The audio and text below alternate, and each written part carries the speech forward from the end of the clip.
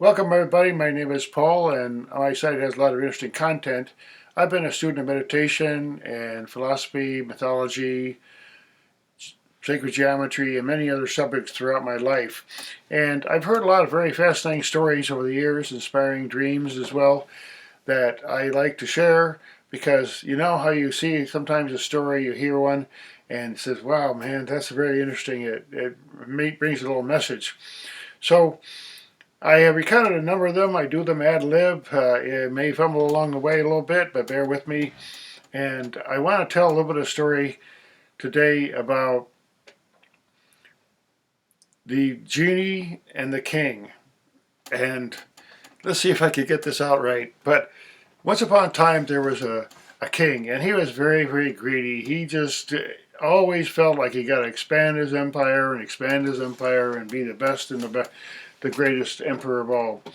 And finally, he came to the conclusion that I'm never satisfied until I conquer the entire world, and I need to have some ally, some power, some genie to do it for me. So he went to a local sage who used to meditate along the road, and this guy was known for having magical powers. So the king went to him and said, "Sir, I really need you to give me some power because I need to conquer the world and I'll never be satisfied. It's in my nature. I'm compelled to do this and I must have a genie. So you conjure up a genie for me, and then with him and your help I can conquer the world."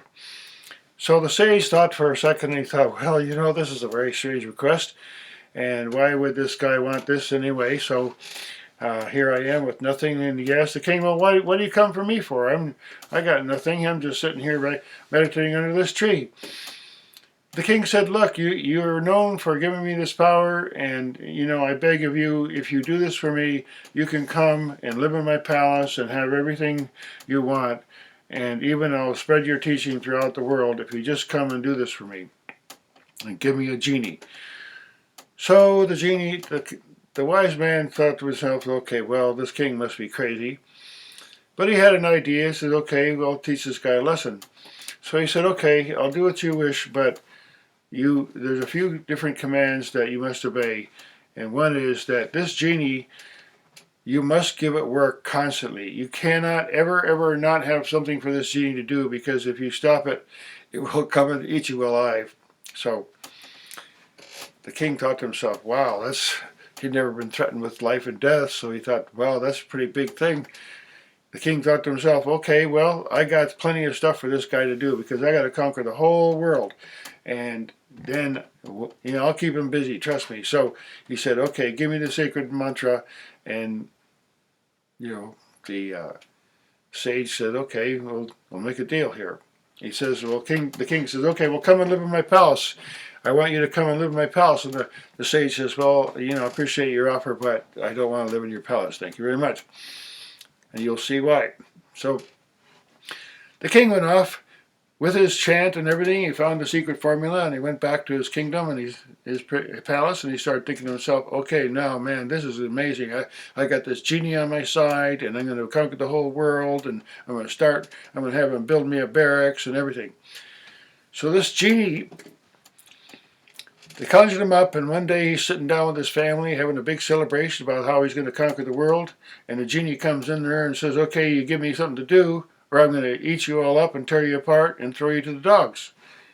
So the king thought, whoa, okay, yeah, wait a minute here. I got something for you to do. Go build me a barracks, okay? Build me a new barracks, and then build me a new palace. And he gave him a bunch of chores. He said, I better keep this guy busy. So he started making a list of all things he needs to do to get done, conquer the world, and so on. And this genie got faster and faster and kept finishing all the jobs, and came back to him and says, give me something more to do, or I'm going to eat you alive. So finally the king thought to himself, oh man, I'm going to give him this task. Go around the entire world and find me 5 different jewels from every single place in the whole world, and then come back to me and I'll give you something else to do. So he ran over to the sage and he says, look, you got to help me out here, sir. This genie is beyond me. I don't know what to do with him. He's just constantly, never has stopped demanding from me, and I can't find any more things for him to do. So the sage laughed and he started thinking, okay, well, see, I told you so. So he said to the king, look, when he comes back, just tell him to build a huge, huge tower. Okay? And then when he finishes building that huge tower, go tell him to go up and down the tower and up and down the tower until you find something else for him to do. So the king says, oh, thank you very much. And he told the genie, go build me a big, huge tower and go climb up and down that thing until I tell you what else to do. So that was the last command. Now, there is a symbol in there, but following your breath up and down instead of the endless desires. So anyway, the end of the story is that the king was finally kind of satisfied, and he realized well how crazy he was with all his demands, and he gave up a lot of his desires to go conquer the world. And he once in a while he have that genie come and do a few things for him, and then go back to his climbing up and down the tower. And so then finally that the king said, okay, my house is at peace now and the genie's under control, and now please come in my palace, and for the rest of your life I'll give you everything you possibly need, and I'll spread your teaching throughout my kingdom.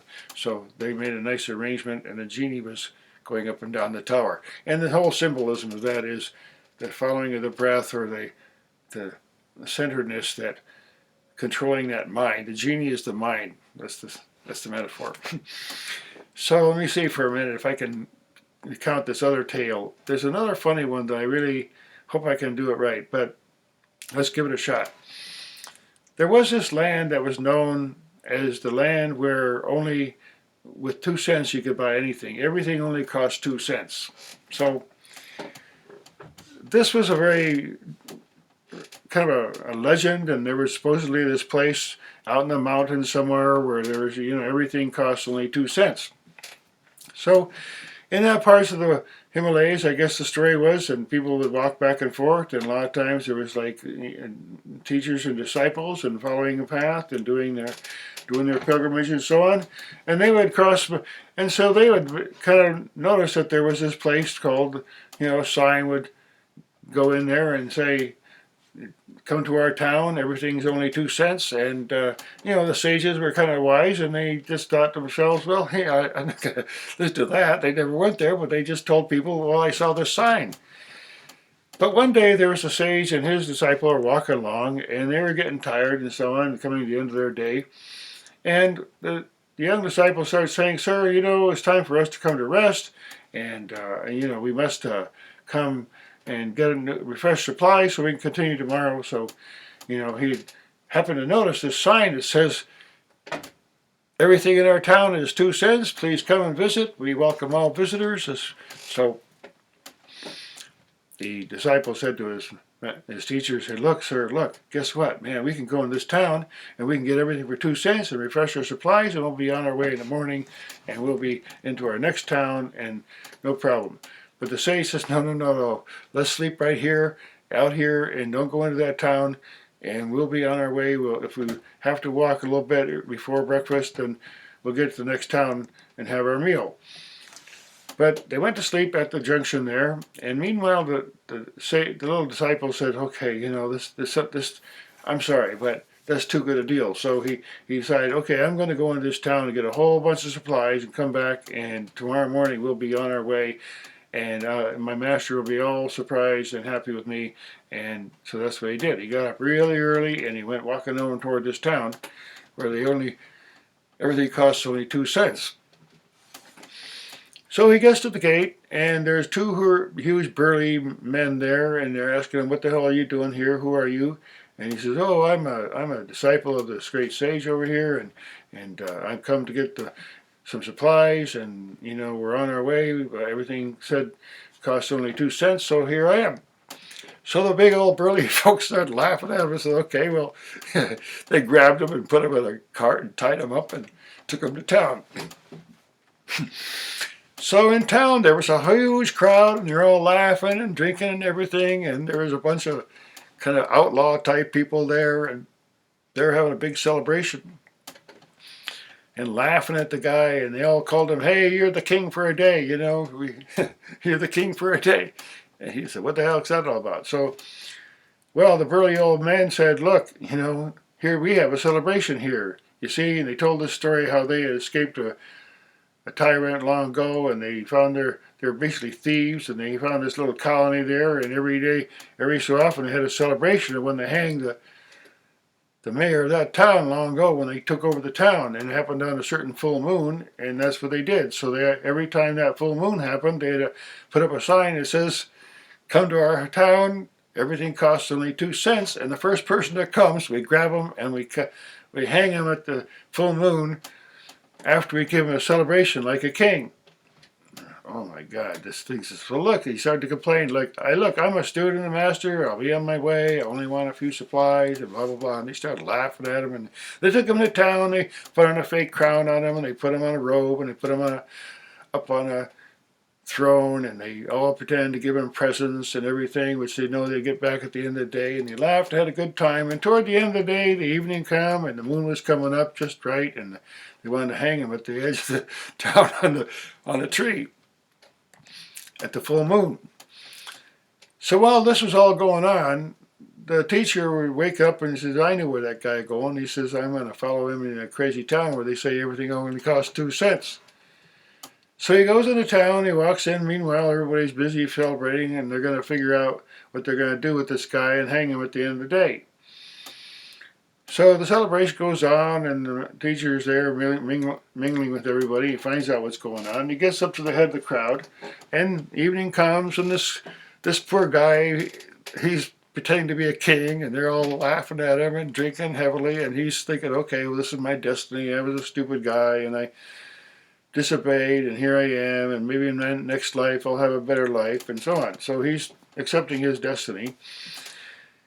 So meanwhile, they're out there at the end of the day. They said, okay, we're going to take him out to the gallows at the end, near the old tree at the end, near the full moon. And they get up on a stage, and they're getting ready to hang this guy. And the teacher says, he pushes himself to the front of the crowd, and he says, okay, stop everybody. I'm a great sage. Hang me first. I demand that you hang me, because at this very moment, anyone who gets hanged and anybody who dies at this very moment is going immediately to the bliss and no questions asked. So some of these thieves started thinking to themselves, well, wait a minute here. I know I've lived a horrible life, and I know what the consequence will be. I'll be in a hell, and if I die right there at this very minute, then maybe the sage says, I'm going to go right to bliss, and everything will be all right. So they start arguing among themselves, okay, no, hang me, no, hang me. Meanwhile, the disciple who's about to get hanged, he starts saying, wait a minute here, that's my teacher. Hey, he can't be hung, hang me. And so they all start arguing about who gets to be hung first. So finally, the boss of the nasty ones, the thief in charge, the thug of all, he demands, I know I've lived a horrible life, I'm getting old, my body's in pain, I demand right now, because of this auspicious moment, that if I get hung right now, as this sage says, I'm going to be going to heaven, because if he argues that he wants to be die now, no, I'm going to die, I'm going to go because I need to go to heaven, otherwise I'll be in hell. So that's what happened. So they hung this guy and everybody started laughing, and then they all started realizing, wait, they've all been kind of like, nobody really liked this thug anyway. So they all told this story from generation to generation. That's why you're hearing it now from me. So I hope you enjoyed that. Now, I'll tell one more little short story. There was once a sage and a disciple. They were walking along, and there's a custom in the mountains in India, and they travel from place to place, and they go to the village at night, and sometimes people accommodate them and have a nice place for them to sleep. But this fellow and his disciple were walking along, and they came to the town kind of late at night, and people were asleep, so they decided, okay, we're going to just rest in the temple here, which is all right under certain circumstances, but they made their home night in the temple. So in the morning, the temple caretaker came in, and he started saying, okay, who are you? And he poked him with the stick, and he talked to the disciple guy, the younger student, and he says, okay, who the hell are you, and what are you doing in this temple in the middle of the night? And immediately the student says, hello, I'm a disciple of such and such a sage, and here I am, and we are holy people, and we're walking this path, and we couldn't find a place to sleep, and here we are at the temple. So the caretaker said, well, get out of my ear. He said, and smacking him and dragged him by the ear and pulled him out of the temple and threw him down. Get out of here and go on your way, sir. So the elder man, the sage, was still laying there, and the temple caretaker went up to him and said, hey, who the hell are you? So the old man started acting funny. He said, oh, I don't know what he acted like. I don't know. Well, he acted a little crazy. He says, I don't know what's going on. Please forgive me. I just. So the temple caretaker said, well, I don't know. You're a little bit crazy, but just go on your way. Please get out of here. So the younger disciple had been gone on a little ways because he got out earlier, and he sat down a little later, kind of twitching his ears, like, man, he hurt my ear, pulling me out there, and kind of muttering unto himself about what happened and why the hell did he get treated that way. So the teacher came along. Finally, he found the guy sitting there complaining about his ear and muttering to himself. And he says, well, what's going on? Like, I said, well, didn't you hear what they say? He pulled me out of my ear, on my ear, and threw me out of the temple and told me to get away. And I'm one of your disciples. I'm a yogi here. So the teacher said, well, look, he tried to be something. What they said when he came after me, I just said, I don't know what I'm doing. I'm just a crazy old man. I just fell asleep here. I'm so sorry. And they just said they'd let me go. I didn't try to be anything. So the ego is like that thumb that sticks up. And if you try to be something, it's like, well, I'm a so-and-so. Well, usually it gets kind of like pulled out by the ear, so to speak. That's the parable.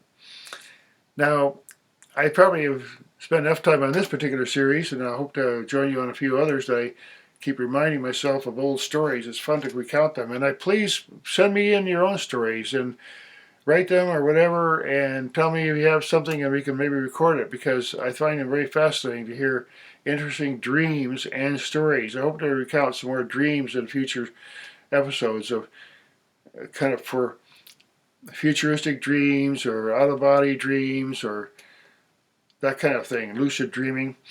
So thanks again. Hope to see you in some of my other videos.